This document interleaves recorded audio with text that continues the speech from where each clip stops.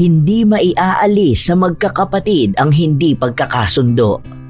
Kagaya na lang ng magkapatid sa ina na sina Delia at Thea. Likas na kay Delia ang pagiging mahigpit sa mga kapatid. Hindi dahil sa gusto niya lang, kundi dahil sa pagmamahal niya sa mga ito. Ngunit magkaganon pa man ay hindi yun pansin ni Thea. Dahil para sa kanya ay walang karapatan ang ate niya sa kanyang buhay. Ngunit isang maling desisyon ang kanyang nagawa at wala siyang ibang malalapitan kundi ang ate niya na kapatid niya sa ina. Sa kanyang paghingi ng tulong sa kanyang ate, magdudulot yon ng isang kapahamakan sa kanilang bunsong kapatid. Kapahamakang magbibigay ng daan para ilabas ni Delia ang nakatago niyang kakayahan. Anong kakayahan kaya ang mayroon si Delia? Ano kaya ang gagawin ng dalaga sa nagsanhi ng kapahamakan ni Delo? Ano ang mga hakbang niya bilang ate? May makakapigil pa ba sa kanya kung sakaling maghiganti siya sa paraang hindi nakikita ng iba?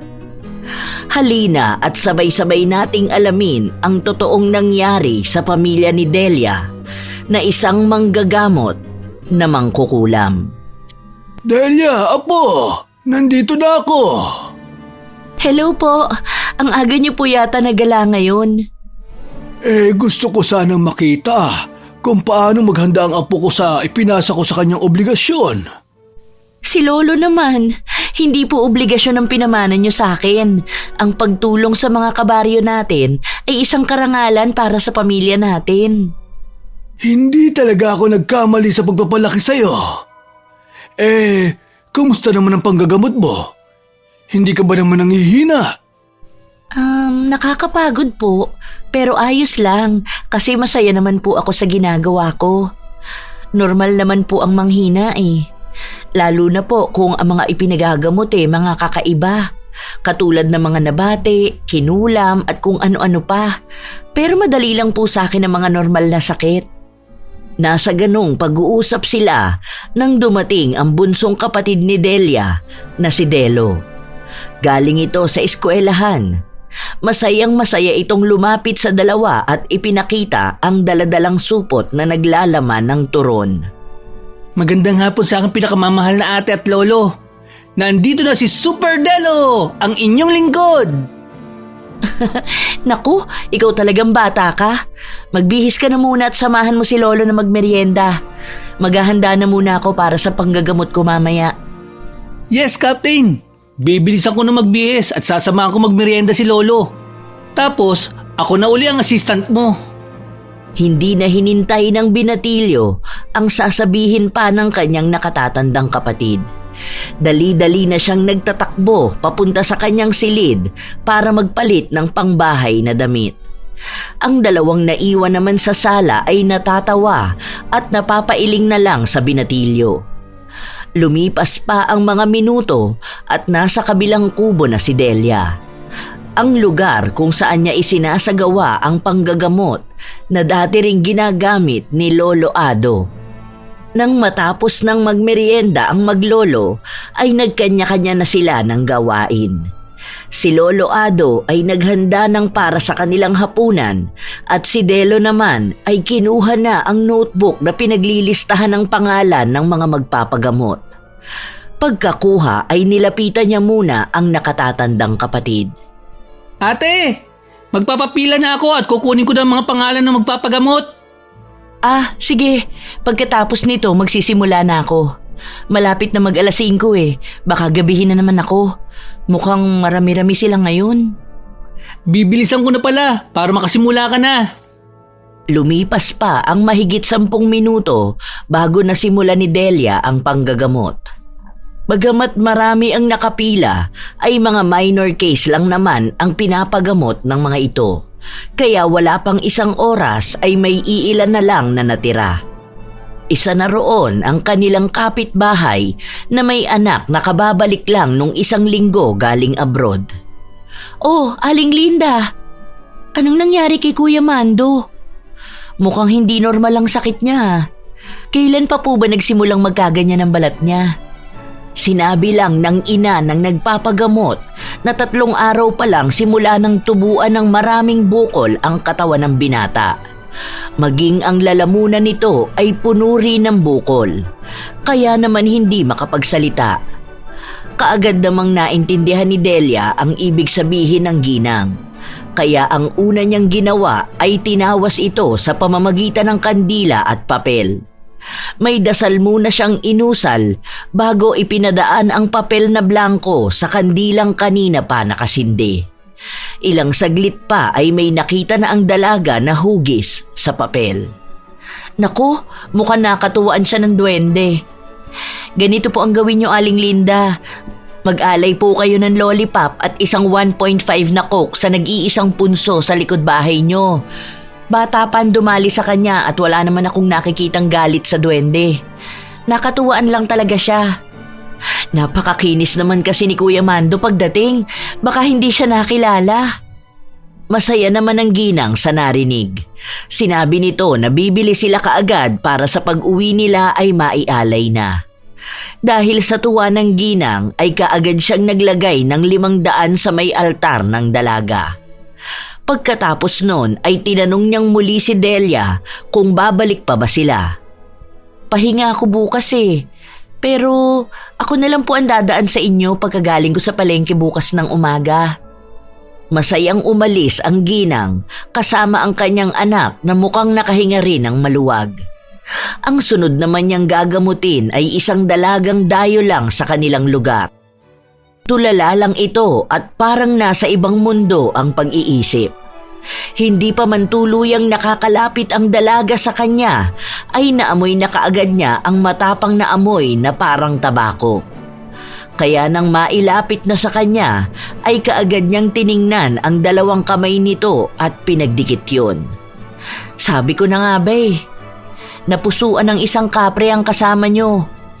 Pero huwag kayong mag-alala, madali lang ito. Pero pagkatapos ko siyang gamutin, kailangan niyo pa rin siyang bantayan ha. Huwag niyo hahayaan na mag-isa lang siya. Dapat kapag matutulog siya may ilaw. Bibigyan ko na rin kayo ng gagamitin niyo para mapausukan ang kwarto niya. Delo, iabot mo nga ang baon na nasa ilalim ng altar. Roger that, ate. Mabilis ang naging kilos ng binatilyo. Nang makuha na ang hinihingi ng nakatatandang kapatid, ay inabot na rin niya ang isa pang lalagyan na may mga tuyong dahon at mga buto na hindi niya alam kung ano. Pagkakuha ni Delia ng inaabot ni Delo, ay pinatakan niya ng kandila ang loob ng bao habang may inuusal na dasal. Pagkatapos ay sinindihan niya ang bungkos na mga halamang tuyo na nasa kanyang mga kamay at inilaglag yon sa loob ng bao.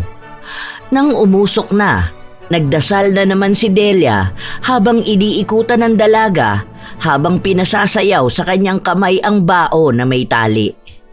Ilang minuto rin yon bago natapos. Nang matapos na siya ay umupo siya sa harapan ng pasyente at saka ito mahinang sinampal sa noo. Balik. Okay na.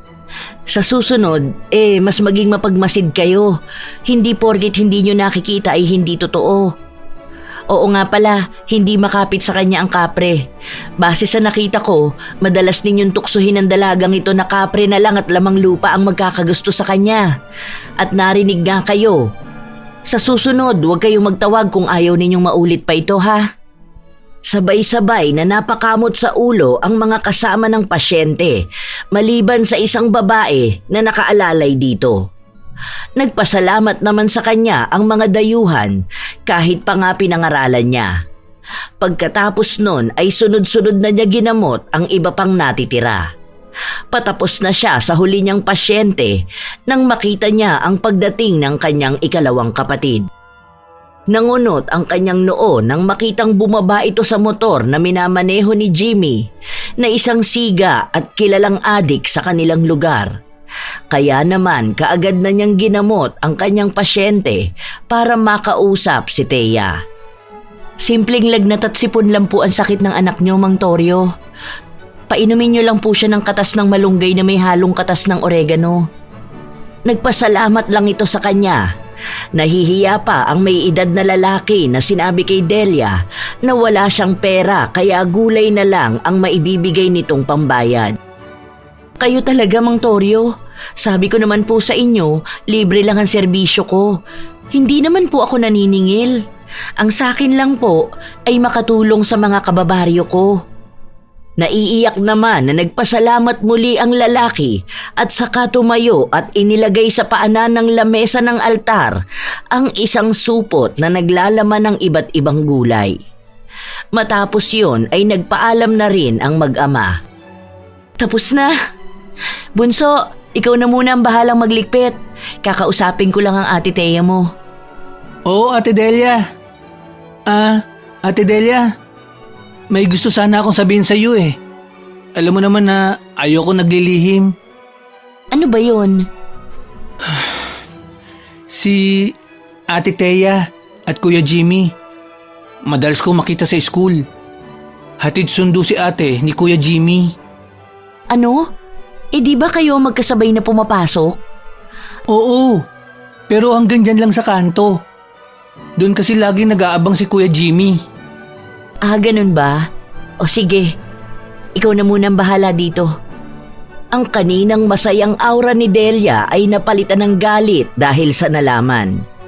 Hindi dahil sa ayaw niyang maging masaya o magkaroon ng nobyo ang kapatid, kundi dahil ang taong napili ni Thea ay isang taong hindi kailanman matatanggap ng dalaga. Para siyang sinilabang papel habang papasok sa kanilang bahay. Malalaki ang hakbang at malakas ang boses na sinisigaw ang pangalan ng kanyang kapatid. Sinalubong naman siya ng kanyang lolo na alam na ang maaaring mangyari. Thea! Thea! Apo, ano ba't sumisigaw ka? Ano bang nangyayari? Kakausapin ko lang po si Thea, lolo. Mukhang naglilihim na ang isang yan sa atin. Ano naman bang pakialam mo? Gabi na pero boses mo pa rin ang nangingibabaw sa buong baryo. Hindi ka ba nahihiya? Thea, gumalang ka naman sa ate mo. Lo, ako na po ang kakausap sa kanya. Maupo na lang po muna kayo sa sala. Matapos sabihin yon ay mabilis na nilapitan niya ang kapatid at marahas na hinila ito papasok sa kwarto niya.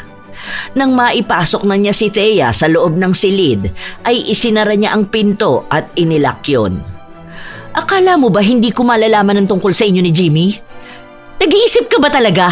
Pinag-aaral kita hindi para magpabola sa isang tambay at adik. Ano ka ba naman, Thea? Ano naman ngayon sa'yo? Bakit? Sinabi ko bang pag-aralin mo ko? Hindi ba ikaw lang naman na may gustong magtapos ako ng pag-aaral? Isa pa, sino ka ba para diktahan ako? Hindi kasi inay, kaya pabayaan mo ko. Ginagawa ko ang lahat para sa inyo ni Delo. Oo, hindi ako si inay.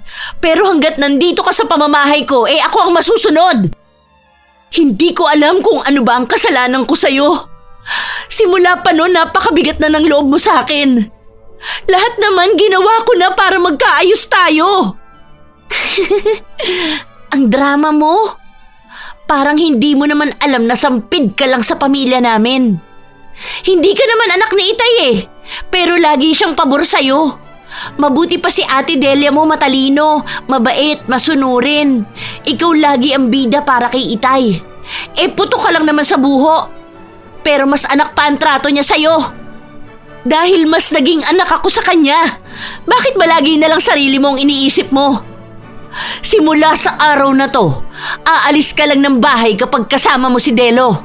Uuwi ka rin na si Delo ang kasama mo. Kokontrahin sana yun ni Thea, pero marahas siyang hinila ni Delia palabas sa kwarto. Patulak pa na binitawan ni Delia ang kapatid. Pagkatapos nun ay pabagsak na sinira ng dalaga ang pinto at saka sumandal sa pintuan at umiyak. Naiwan namang nanggagalaiti sa galit si Thea sa labas ng kwarto, habang si Delia na siyang nagsara ng pinto ay parang nanghihina. Naghalo na ang pagod at sakit ng mga binitawang salita ng kanyang kapatid sa ina na mahal niya. Napasandal ang dalaga sa pinto at parang kandilang nauupos. Ano pa bang kulang? Inay, tatay, tulungan niyo po ako. Hindi ko na po alam ang gagawin ko kay Thea. Panginoon ko, bigyan niyo pa po sana ako ng lakas. Lakas para mas maintindihan ko ang kapatid ko. At lakas para maprotektahan sila. Ibinuhos ni Delia sa pag-iyak ang sakit na nararamdaman. Habang si Thea naman ay tinawag ng kanyang lolo na nakaupo sa kawayang sofa. Mabilis namang tumalima ang dalaga at tumabi sa kanyang lolo. Makikita ang lungkot sa mukha ng matandang dating manggagamot na si Lolo Ado. Apo, hindi ko maintindihan kung ano ba ang tunay na pinanggagalingan ng galit mo sa ate mo. Pero sana naman, malaman mo na kahit magkaiba kayo ng ama, magkapatid pa rin kayo. Mahal na mahal niya kayo ni Delo. Lo, sobrang higpit ni Ate Delia. Ang gusto niya lagi na lang siyang nasusunod. Paano naman po ang nararamdaman namin? Hindi nga po niya tinanong kung masaya ba kami sa mga desisyon niya para sa amin. Ginagawa niya ang alam niyang mas makabubuti para sa inyo. Hindi ko alam kung bakit hindi mo makita ang mga sakripisyo ng ate mo para lang mapuna ng obligasyong naiwan ng mga magulang niyo. Apo, hindi sa kinakampihan ko ang ate mo. Pero may utang kang paghingi ng tawad sa kanya. Pero Lo... Sige na. Tulungan mo na lang si Delo na maglinis sa kabilang kubo. Ihahanda ko ng hapunan. Malamang na gutom na kayo. Ayaw man sundin ni Thea ang kanyang lolo ay hindi rin siya kumontra.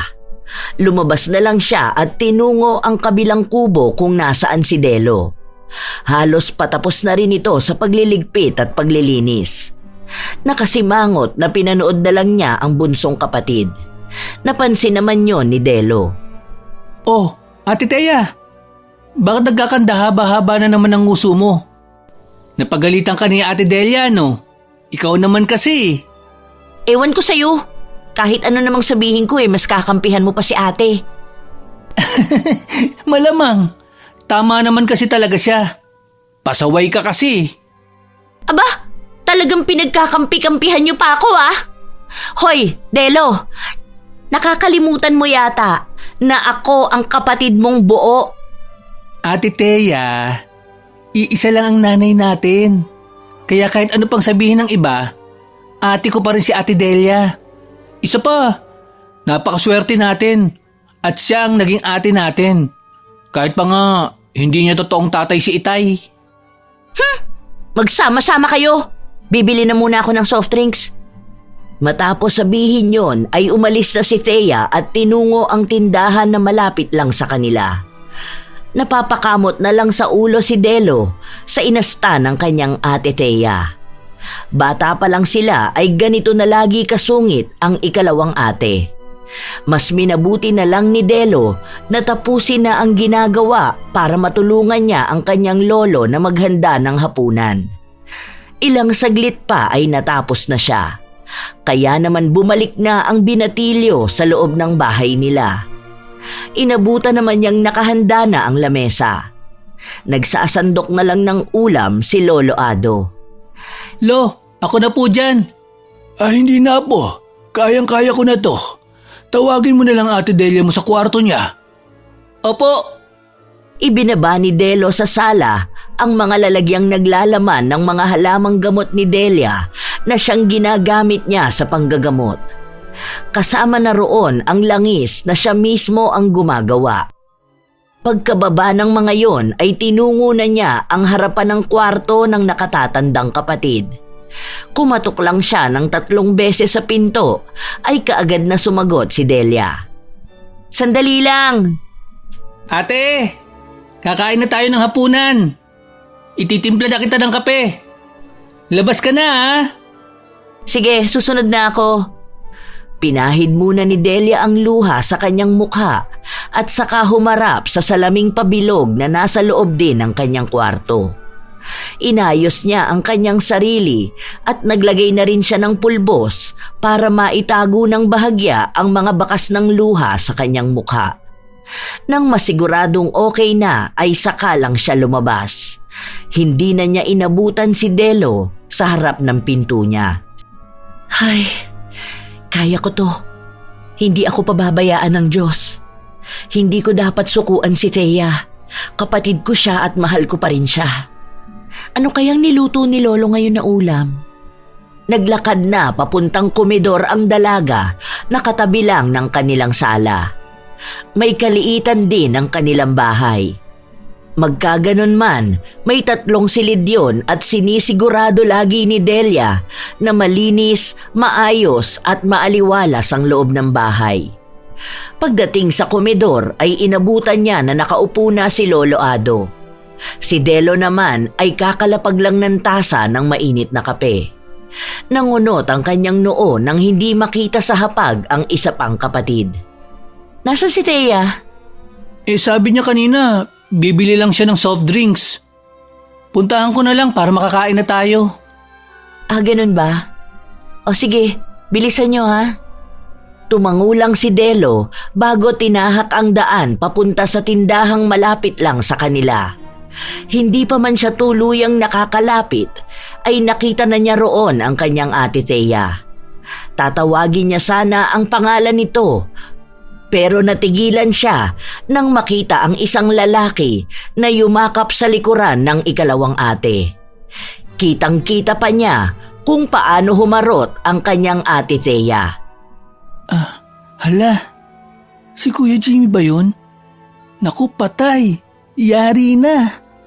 Si Ate Thea talaga. Ginamit pang dahilan ng pagbili ng soft drinks.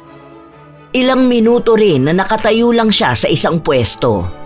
Nang hindi na makatiis ang binatilyong si Delo, ay nilapitan na niya si Thea na nakikipaglambingan kay Jimmy, na kilala namang tambay at adik sa kanilang lugar. Nang malapitan ng dalawa ay kaagad na hinanap ni Delo ang soft drinks na bibilhin dapat ni Thea. Ate, nasaan ang soft drinks? Kanina ka pa dapat nakabili ah. Kakain na tayo. Ito naman, napakwento lang ako. Ako nang bahala, babe. Anong soft drinks ba ang gusto mo, bata? Libre ko na. Ate Thea, bumili ka na at umuwi na tayo. Aba, iniisda ba ako, bata? Nalilitang ka ba sa akin? Ha? Gusto mong makatikim? Babe, Royal na lang ang bilhin mo. Yun kasi ang gusto ko. Hayaan mo na ang kapatid ko. Pagod kasi yan sa pagtulong kay Ate Delia sa panggagamot. Pasalamat ka, bata, ha? Ingatan mo ang kapatid mong to. Baka mamaya, magaya sa baliw mong ate na kung ano-ano ang nakikita.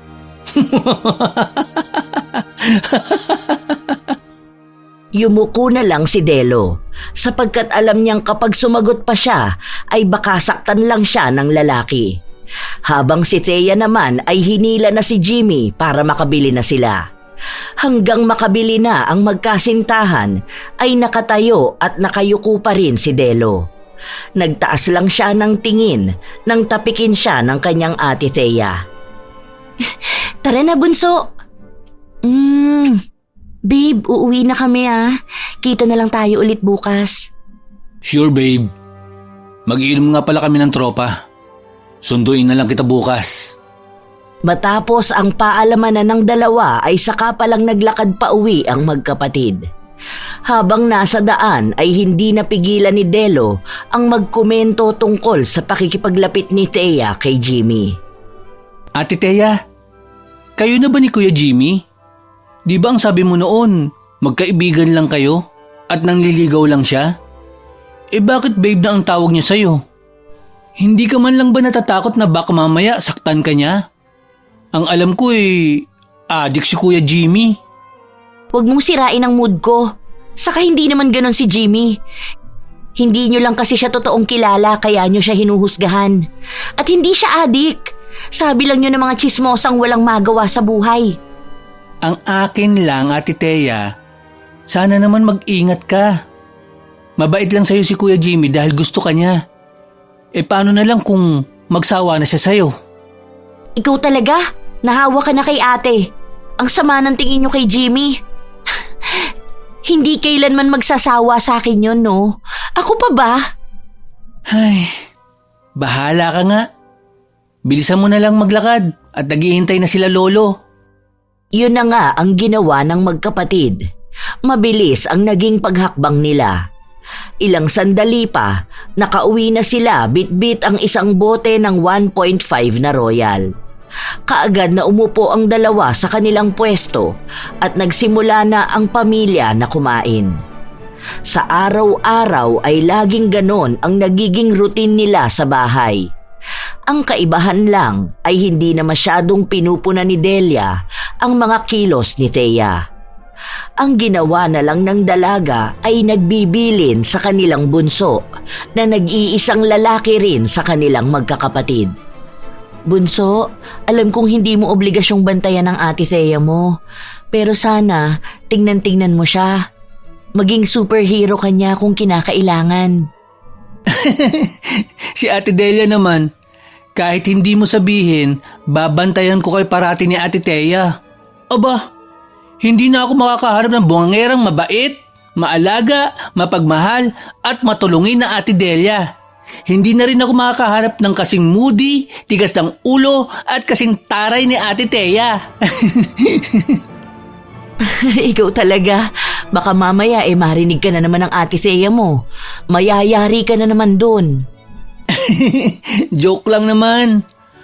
Pero, mahal na mahal ko kayong dalawa. Kahit ibang tatay namin, minahal at inaruga mo kami. Maraming salamat sa iyo, Ate Delia. Naku, talaga naman. Tama na ang drama natin. Tulungan mo na lang ako maggawa ng mga halamang gamot. Plano ko magbenta sa bayan bukas eh. Bakit? Hindi ka naman dati nagbebenta ng mga gamot ah. Kailangan kong makalikom ng pera para sa prom ni Ate Thea mo. Masaya namang tinulungan ng binatilyo ang kanyang nakatatandang kapatid. Maggagabi na rin nang matapos nila ang kanilang ginagawa. Nagulat pa nga si Lolo Ado sa dami nun. Nang gabing yon ay maagang natulog ang magkapatid.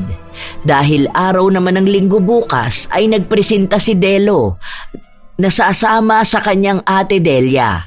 Kaya pareho silang maagang nagpahinga. Lingid sa kaalaman ni Delia ay kinuhang pagkakataon pala yun ni Thea para lumabas ng gabi na labis na ipinagbabawal ni Delia. Mabuti na lang at maagang natulog si ate. Hintayin mo lang ako, Jimmy. Sinipat pa ni Thea ang kanyang sarili sa salamin bago dahan-dahang lumabas sa kanyang silid. Sandaling nakiramdam siya bago tuluyang lumabas ng bahay. Nang makalabas na ay tuwang-tuwa na nagtatakbo ito hanggang sa may kanto. Doon ay inabutan niya si Jimmy na nag-aabang sa kanya. Pagkakita sa kanya ng nobyo ay kaagad naman itong bumusina. Natatarantang nilapitan niya ang nobyo at mahinang hinampas ang balikat ng lalaki. Babe naman, bumusina ka pa talaga. Alam mo naman tumakas lang ako kila ate. Siya nga pala, saan ba ang punta natin? Birthday ngayon ni Gino. Sakay na. Okay, hanggang 12 lang ako babe ha. Baka kasi magising si ate at malamang wala ako sa bahay. Ano ka? Cinderella? Sige na, halika na. Mabilis na sumakay si Thea sa motor ni Jimmy. Hindi niya alam na nakita pala siya kanina ni Delo na palabas, kaya siya sinundan nito. At kitang-kita ng binatilyo na nakipagkita ang dalaga sa nobyo nito.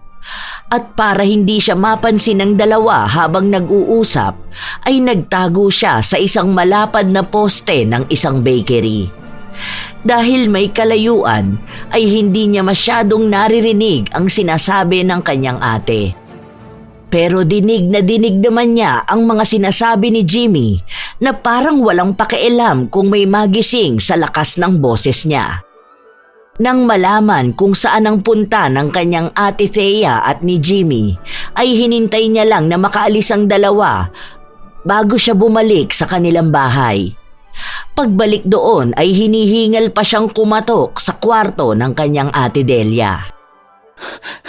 Ate Delia! Dahil mababaw lang matulog si Delia, kaagad siyang nagising sa malalakas na katok ng bunsong kapatid. Nagtatakang bumangon ang dalaga at tinungo ang kanyang pintuan. Binuksan niya yon at bumungad sa kanya ang binatilyong hinihingal habang nakahawak sa dalawa niyang tuhod. Ano bang nangyayari sa'yo? Nagmarathon ka ba? Si Ate Thea lumabas. Nakipagkita kay Kuya Jimmy. Ano? Pupunta sila sa birthday ni Kuya Gino. Nakalaya na si Gino? Di ba nakulong yun dahil nahulihan ng droga?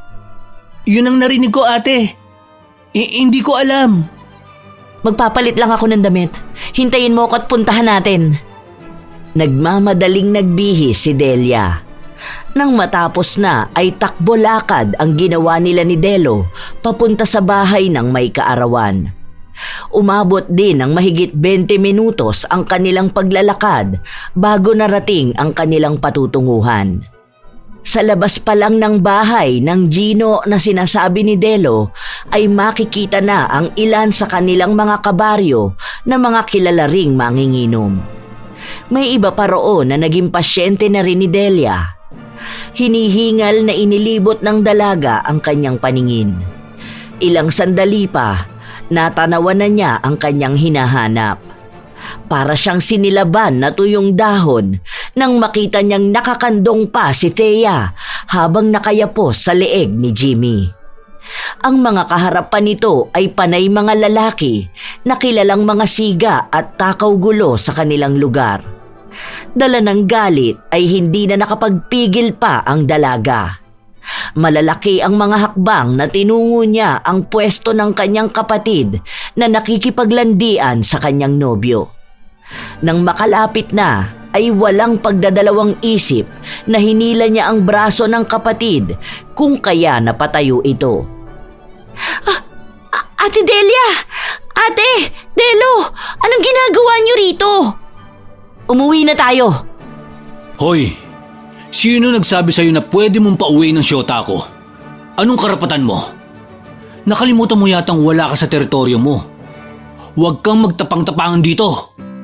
Babe, tama na. Lubayan mo ang kapatid ko ha. Wala man ako sa teritoryo ko. May karapatan naman ako sa kapatid ko. Halika na, Thea. Ate, please. Nakakahiya. Nakakahiya? Ikaw ba hindi ka nahihiya sa inaarte mo? Sinong disenteng babae ang haharap sa inuman kasama ng mga lalaki? At nakakandong ka pa nga? Pinag-aaral kita hindi para sirain ang buhay mo sa isang tambay at walang pangarap sa buhay na lalaki. Pabayaan mo na lang ako. Dito ako masaya eh. Bakit ba hindi mo magawang maging masaya para sa akin? Baka naiinggit, babe. Dahil walang lalaking pumapatol sa kanya.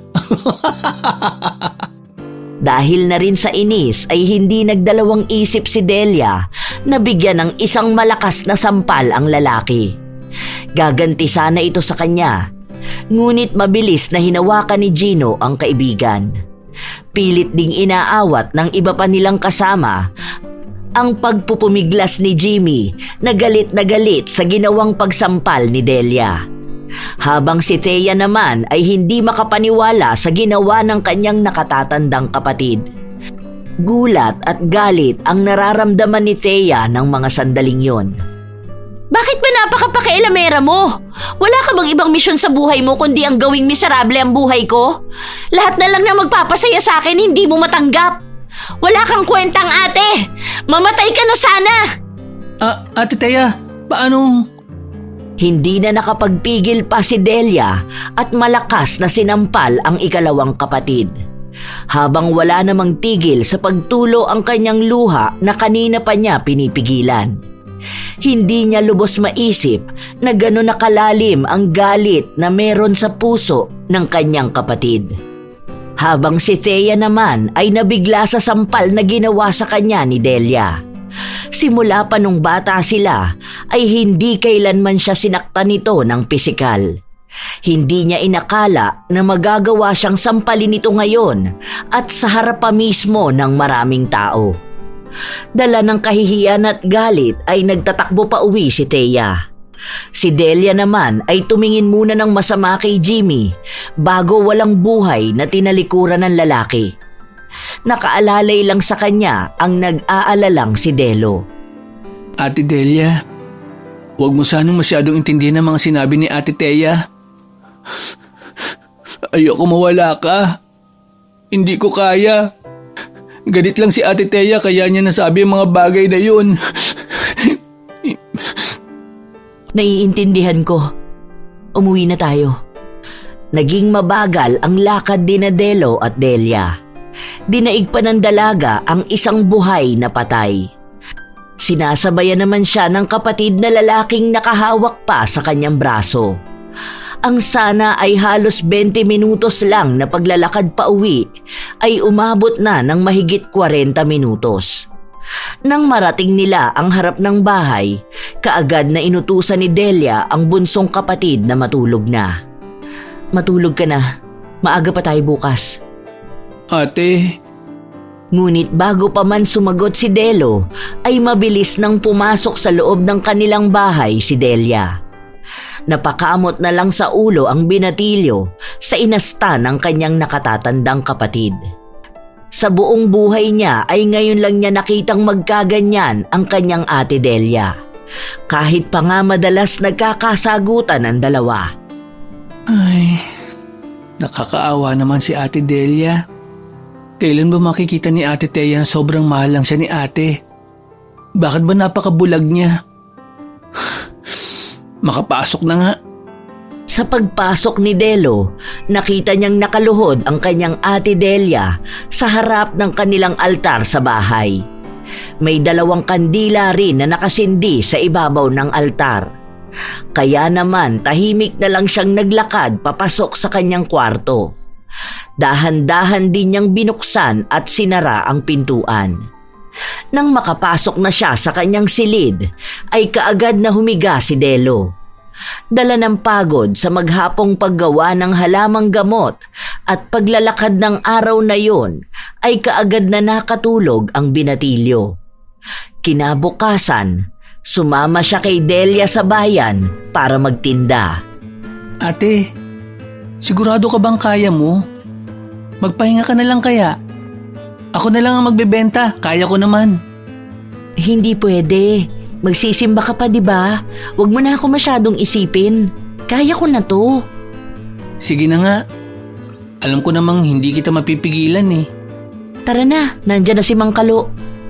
Binuhat ni Delo ang ilang kahon na naglalaman ng mga bote ng gamot na ginawa nila at inilagay yon sa loob ng tricycle. Ngunit bago ipasok sa tricycle ay naunang pumasok sa loob si Delia, sakalang naipasok ni Delo ang mga kahon.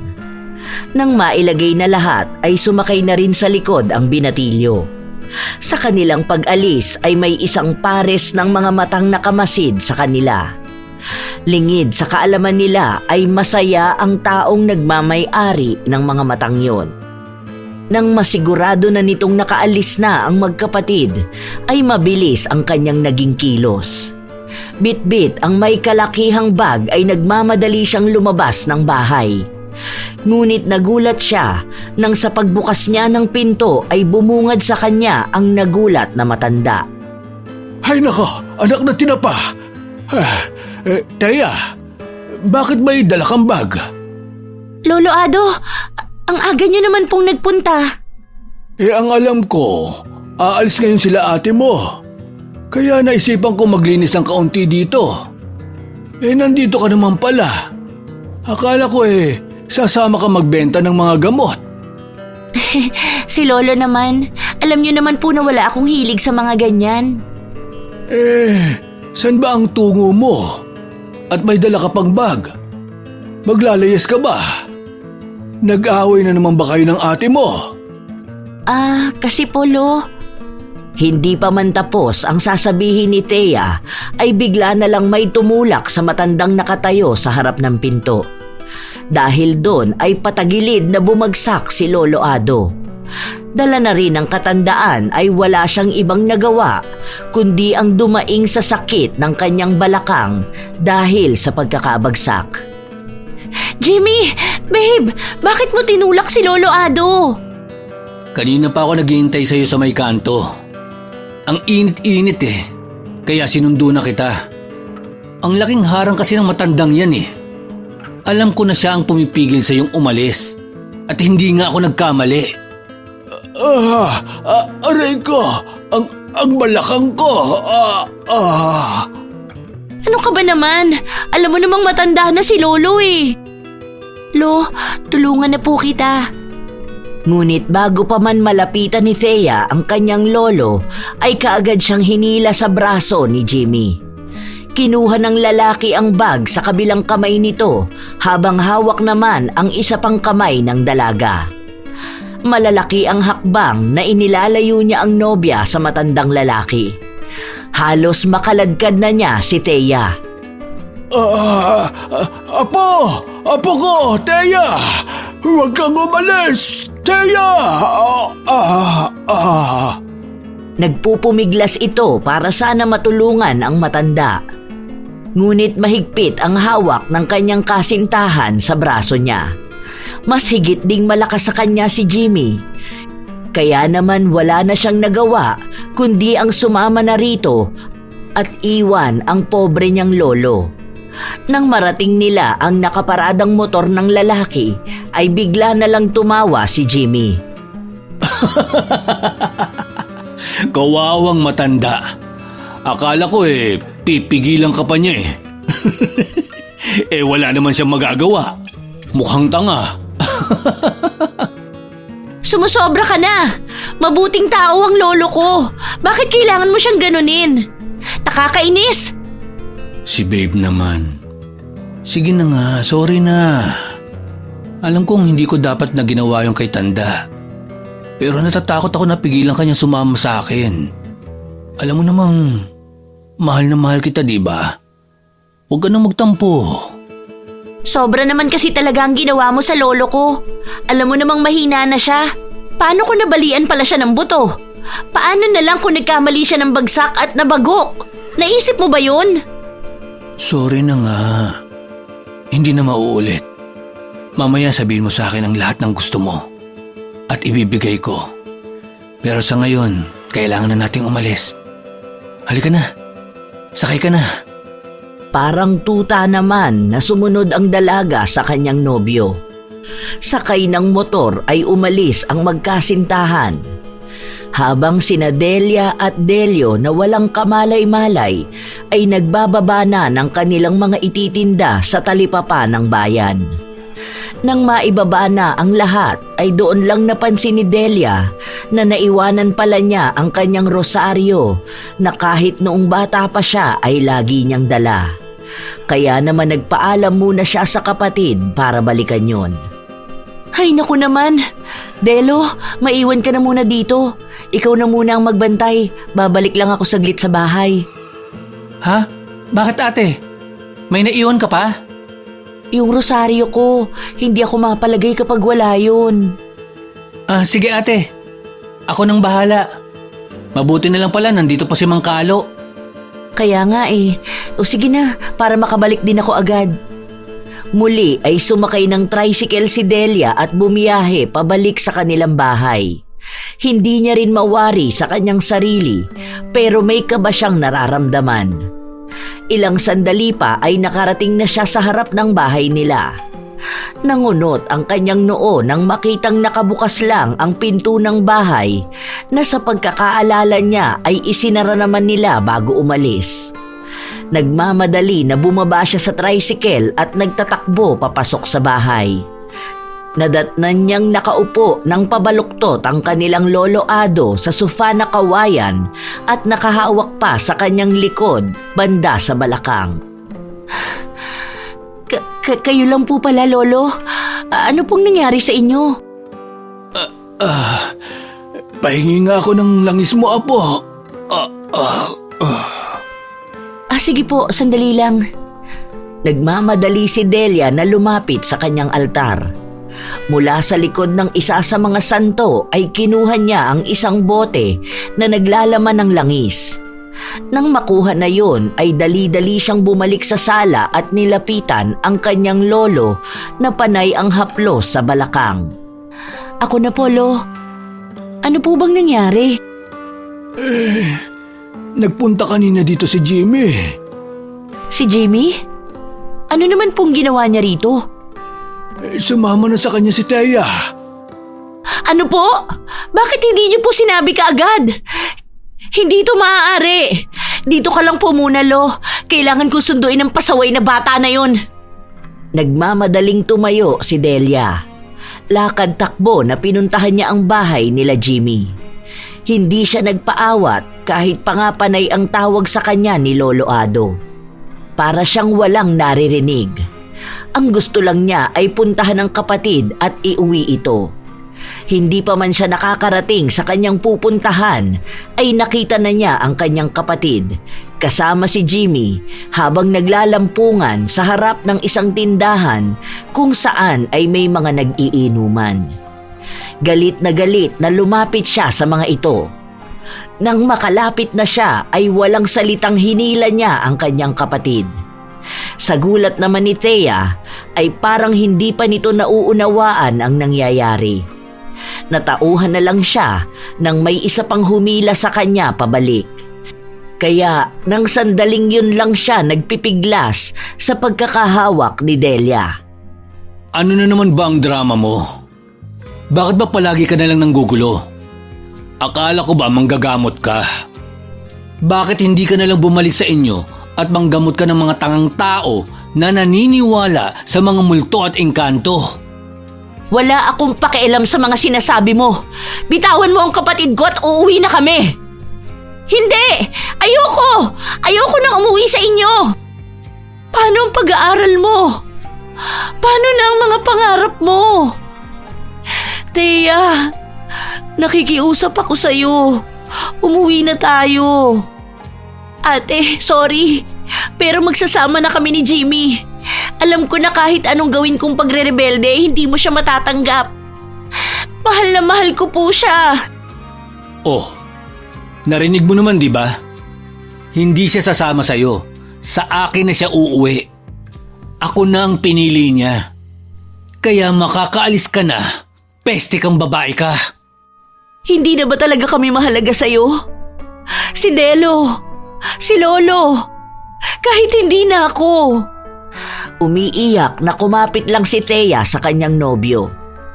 Iniwas din ito ang kanyang tingin sa nakatatandang kapatid. Naintindihan naman ni Delia ang nais nitong iparating. Kaya malungkot na tumalikod na lang si Delia at mabibigat ang paang humakbang pabalik sa kanilang bahay. Habang nasa daan ay para siyang wala sa sarili. Umiiyak habang naglalakad na tila ba nakalutang. Ano bang pagkukulang ko? Inay, Tay, sorry. Hindi ko na magawang protektahan si Thea. Ayoko na siyang mas masaktan pa. Sa palagay ko, kailangan ko na siyang palayain. Dahil wala sa sarili, ay nandyang kamuntika na siyang mabangga. Pero patuloy lang siya sa paglalakad.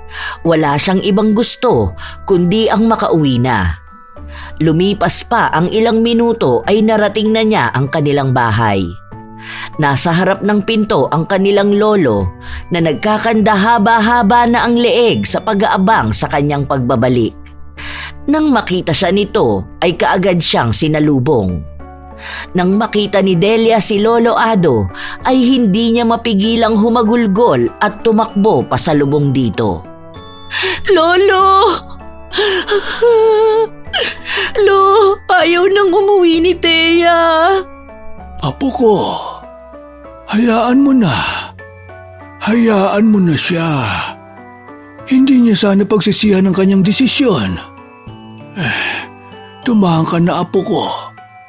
Tandaan mo, na nandito pa si Delo. Hindi pa katapusan ng mundo. Hindi mo hawak ang kanilang buhay. Alam ko ang gusto mo lang ay magkaroon sila ng maganda at maayos na kinabukasan. Pero apo, hindi mo sila pwedeng diktahan sa mga desisyon nila. Lo, alam mo pong hindi ko sila dinidiktahan. Pero hindi ko rin naman po sila hinahayaang magdesisyon ng mali. Kasalanan ko to. Ako ang dahilan kung bakit nagkakaganon si Thea. Hindi mo kasalanan. Alam kong sobrang mahal mo lang sila, apo. Halina muna sa loob. Pumasok na tayo. Inakay ni Lolo Ado ang kanyang apo papasok sa loob ng bahay. Pagpasok ng bahay ay pinaupo siya ng matanda sa sufang kawayan bago siya tumabi sa apo. Yumakap si Delia sa kanyang lolo at mas lalong humagulgol. Habang si Delo naman ay nagtataka kung bakit hindi pa rin nakakabalik ang kanyang ate Delia. Kaya naman, tinawagan niya ito pero hindi ito sumasagot. Kaya naisipan niyang tawagan si Thea sa pag-aakalang nasa bahay lang ito. Nakadalawang ring lang ay sumagot naman ang kanyang tinatawagan. Ate Thea, nakauwi na ba dyan si Ate Delia? Delo, ano kasi? Sino ba yan, babe? Akin na nga. Babe naman, ano ba? Sandali lang. Hello, huwag ka na nga tatawag pa kay Thea. Kuya Jimmy, nasaan si ate? Wala kang pakialam. Huwag ka nang tumawag dito. Magsama kayo ng baliw mong Ate Delia. Tantanan nyo kami. Ako ang pinili ni Thea. Kaya wala na kayong magagawa. Matapos sabihin niyo ni Jimmy, ay kaagad niyang ibinaba ang tawag. Hindi man lang nakasagot ang binatilyo rito. Dahil hindi pa niya naiintindihan ng lubusan ang ibig nitong sabihin. Ilang minuto rin na parang loading lang ang utak ng binatilyo. Nang mapagtanto niya ang ibig sabihin ng nobyo ni Thea, ay nagmamadali siyang magligpit ng kanilang mga panindang gamot. Pagkatapos maiayos ang lahat ay nagmamadali siyang umuwi. Lumipas pa ang halos isang oras. Tahimik ang bahay nang dumating si Delo sa kanila. Kaya mas lalo siyang kinabahan. Nagmamadaling pumasok siya sa loob ng bahay. Dinatnan niyang nakahiga at natutulog ang nakatatandang kapatid sa sofa na kawayan. Habang si Lolo Ado naman ay nasa kusina, natanaw mula sa pinto. Ibinaba ng binatilyo ang mga dala niyang kahon at saka dumiretso sa lolo nila para magmano. Lo, ano po ang nangyari kay ate? Sinubukang sunduin ang pasaway niyong kapatid sa bahay ng nobyo. Ayun, umuwi ng luhaan. Hindi ko alam kung ano ang buong nangyari. Umuwi na lang siya ditong umiiyak at sinasabing ayaw nang umuwi dito ni Thea. Ano ba naman si Ate Thea? Wala nang mahalaga sa kanya kung hindi ang boyfriend niya. Kawawa naman si ate. Hindi ba naman po siya sinaktan? Mukhang hindi naman. Pero masama ang loob niya. Sinisisi niya ang sarili niya. Apo, sa palagay ko, magiging mahirap sa atin ang mga susunod na araw. Kaya dito na muna ako. Hindi ko kayo pababayaan ng ate mo. Salamat po, Lo. Huwag po kayong mag-alala. Tutulungan ko po kayo palagi. Alam mo, Apo, sa palagay ko, hindi na muna makakapanggamot ang ate mo. Kilala ko siya. At alam kong sobrang dadamdamin niya ang pag-alis ng ate Thea mo. Hindi nga sila nagkamali ng akala, sapagkat matapos ang araw na yon ay lagi nang tulala si Delia. Kung hindi siya tatanungin, ay lagi lang siyang nakatanaw sa may bintana. Hindi na rin siya nagdadasal at nanggagamot.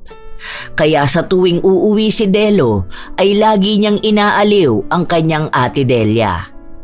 Ngumingiti naman ito kahit matipid lang.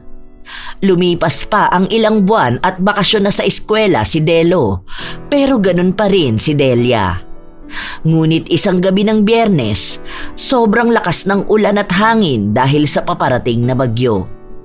Nasa sala silang tatlo ng mga oras na yon at naghahanda kung sakaling sumalakay ang malakas na bagyo. Panay pa ang pagpapatawa ni Delo na umaarteng clown. Nahinto lang yon nang makarinig sila ng tatlong malalakas na pagkatok. Nagpresenta si Delo na siya na lang ang magbubukas. Ako na po magbubukas. O sige. Patalon-talon pa na parang bata si Delo habang palapit sa pinto, habang may malaking ngiti sa kanyang mga labi. Ngunit nabura yon nang buksan niya ang pinto at tumambad sa kanyang harapan si Thea na basang-basa ng ulan. Mababakas din ang mga pasa at sugat nito sa buong katawan. Kaya naman kaagad niyang pinapasok ang kanyang ikalawang ate. Ate Thea, anong nangyari sa'yo? Thea? Umuwi na si Thea? Halos magkandadapa-dapa pa si Delia sa paglapit sa pintuan nila para makita kung talagang umuwi ang kanyang isang kapatid. Balak sana niyang salubungin ito ng isang yakap, pero nang makita niya ang itsura nito ay para siyang kinapos ng hininga. Puno ng pasa at sugat ang buong katawan nito at mukha. Namamagari ng labi nito at kaliwang mata na may black eye pa. Umiiyak na nilapitan niya ito at doon lang niya napagtantong nakahawak ito sa may bandang tiyan niya. Thea, anong nangyari sa'yo? Anong ginawa ng hayop na yun sa'yo? Ate, sorry. Sorry po. Hindi po ako nakinig sa'yo. Tama ka po, ate. Adik siya at ako ang lagi niyang pinaglalabasan ng amats niya. Lalo na kapag hindi ko siya pinagbibigyan sa kama. Ate! Hayop! Hayop siya! Papatayin ko siya! Apo, hindi yan tama. Hayaan mo na ang karma ang magparusa sa kanya. Ang mabuti pa, paupuin niyo na muna si Thea. Delo, kuhanan mo ng pamalit na damit ang ate mo. Opo. Mabilis namang tumalima si Delo, habang si Delia ay inaalalayan na maupo ang kanyang kapatid na babae sa upuan sa sala. Nang makaupo na sila ay panay ang hingi ng tawad ni Thea sa kanyang nakatatandang kapatid at lolo. At dahil mahal na mahal nila ang dalaga, mas pinagtuunan nila ng atensyon ang mga sugat nito. Huwag mo nang isipin yun. Sandali lang at kukuha ko ng gamot. Ako ang may gawa nun kaya alam kong epektibo. Salamat po, ate. Nang makabalik na si Delo, ay pinagbihis na muna nila si Thea. Pagkatapos magpalit ng damit ay saka naman siya ginamot ni Delia. Habang ginagawa nila yon, ay ikinuwento ni Thea ang naging buhay niya sa piling ni Jimmy. Sinabi rin nito na natatakot siya sa maaaring gawin ng nobyo pag nalamang tumakas siya. Natatakot po ako, Ate Delia. Kilala ko si Jimmy. Alam kong hindi niya papalagpasin ang pagtakas ko sa kanya. Ayokong mapahama kayo. Pero wala naman po akong ibang matatakbuhan. Ang mabuti pa lumuwas muna kayo sa Maynila. Biyahe na kayo mamayang madaling araw. Hindi ka sasama. Bakit? Ate, sumama ka na lang. Natatakot ako na baka saktan ka niya. May kailangan lang akong ayusin muna rito. Susunod din ako sa inyo. Huwag kang mag-alala. Hindi niya ako masasaktan. Bawal kang ma-stress. Baka makaapekto sa pagbubuntis mo. Alam mo na po. Nakangiting tumangu-tango si Delia. Habang nangunot naman ang noo ni Lolo Ado. Sapagkat nararamdaman niyang may gagawin itong isang bagay na hindi maganda. Magkaganon pa man ay ipinagkibit balikat na lang niya. Lumipas ang mga oras. Nakahanda na ang gamit ng tatlo. Nang sumapit na ang 2:00 ng madaling araw, ay tahimik na nagtungo sina Thea, Delo at Lolo Ado sa labas. Habang si Delia naman ay kinuha ang itim na belo ng kanyang namayapang lola. Ngunit bago gamitin yon ay taimtim muna siyang nagdasal at humingi ng tawad sa Diyos sa kanyang gagawin. Alam ko pong mali ang gagawin ko. Ngayon pa lang po ay humihingi na ako ng tawad sa aking gagawin. Patawad po. Matapos magdasal ay pinatay niya ang lahat ng ilaw sa buong bahay. Tanging ang naiwan na lang na nagbibigay liwanag ay ang mga nakasinding kandila. Pagkatapos ay kinuha niya ang itim na belo at larawan ni Jimmy. Nang makuha niya yon ay nagpakawala muna siya ng isang malalim na buntong hininga bago isinuot ang itim na belo. Inilagay niya sa harap ng mga kandilang nakasindi ang larawan ni Jimmy. Nang magawa na niya yon ay dumapa siya sa sahig habang umuusal ng Latin na mga salita.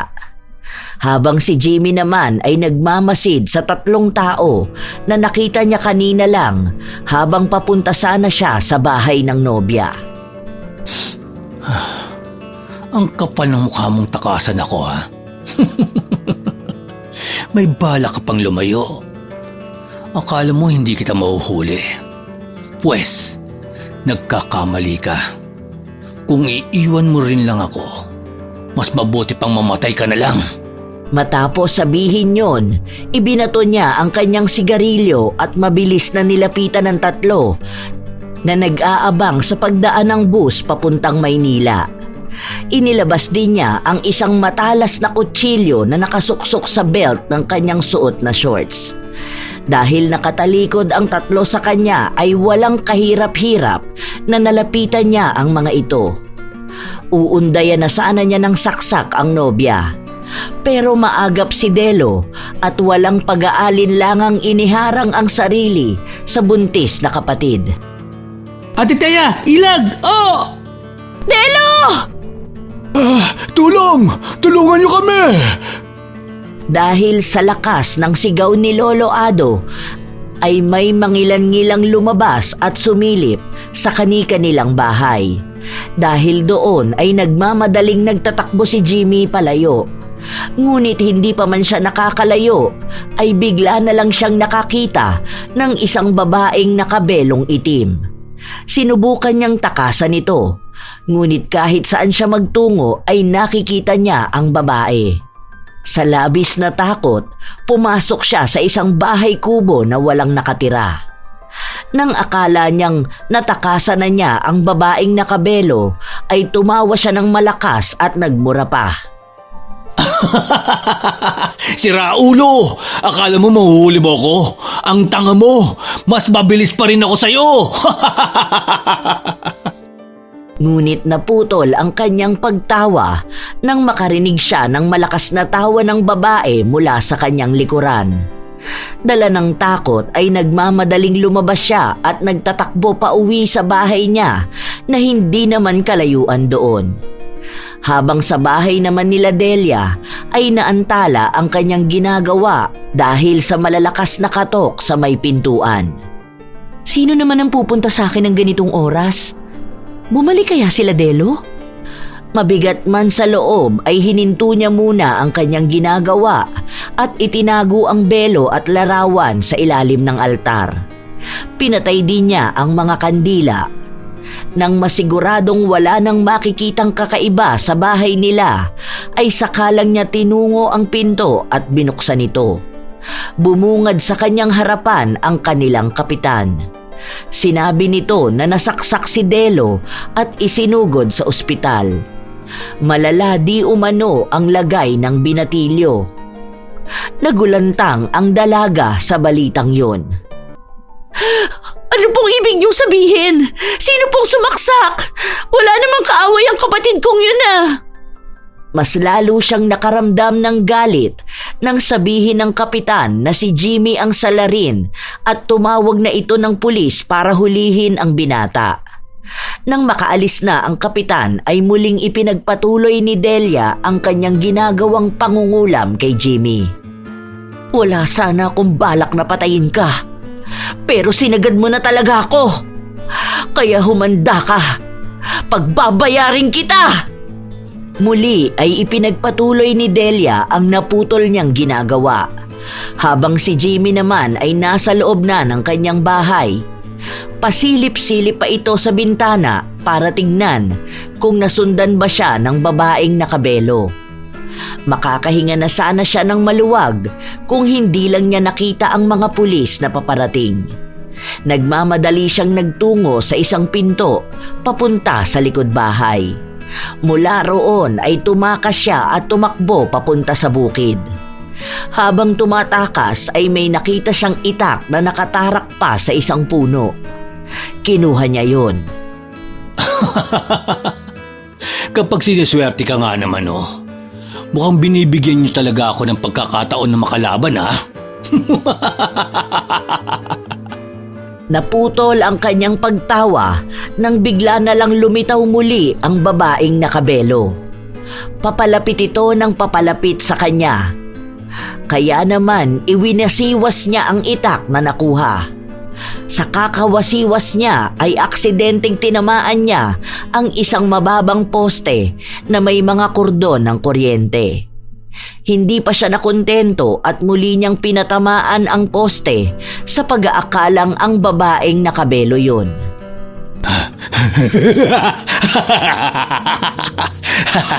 Akala mo, huli ka ngayon. Mamamatay ka na! Ngunit sa kanyang paghampas ay kasunod nun ang kanyang pangingisay. Dahil ang tinamaan na pala niya ay ang mga lumaylay na kordon ng kuryente. Kahit nang bumagsak na siya ay nagkikisay pa rin siya dahil ang isa sa kordon ay pumulupot sa kanyang leeg. Habang sa bahay naman nila Delia ay nagtanggal na siya ng itim na belo. Nilinis niya muna ang kanyang mga ginamit at naghanda bago tumungo sa ospital na pinagdalhan sa kanyang kapatid. Tama lang sa'yo yan. Ito ang tandaan mo, Jimmy. Kung sa impyerno ka man mapunta, ikaw ang nagtulak sa akin na tapusin na ang peste mong buhay. Matapos ang gabing yon, ay naging maayos na ang lagay ni Delo. Nagkasundo na rin sina Thea at Delia. Naging masaya na rin sa wakas ang kanilang pamilya. Habang si Lolo Ado naman ay masinsinang kinausap ang apong manggagamot. Nangako naman ito sa kanya na babalik sa bundok at magpepenitensya sa kasalanang nagawa. Nang sa ganon ay makabalik siya sa panggagamot. Katulad nga ng kasabihan ng iba na sa oras ng kagipitan ay walang ibang tatanggap sa atin kundi ang mga taong tunay at wagas na nagmamahal sa atin. At iyon ay ang ating pamilya. Bilang isang kapatid, walang masama kung makikinig tayo sa mga taong totoong may malasakit sa atin. Hindi porket mabait at napapasunod natin sa umpisa ay hanggang dulo na yon. Laging tandaan na minsan napapahamak tayo sa mga mali nating desisyon sa buhay at pagpili ng taong mamahalin. Kaya kilalanin nating mabuti ang mga taong ating sinasamahan. Shout out sa ilan sa mga masusugid nating tagapakinig. Maura 620, Maria Luisa Gonzales, Marilu Credo, Nancy Mendoza, Queen Dagani, Ellen Kiano, Leonisa Cobo, Dorang OFW ng Taiwan, Terry Ferrer, Larnie Azurin, Cherry Mukbang ASMR, Frin Beckworld, Zach Santos, at Gimbal Horror Stories. Ito ang inyong Lola Telang at maraming salamat sa inyong pakikinig.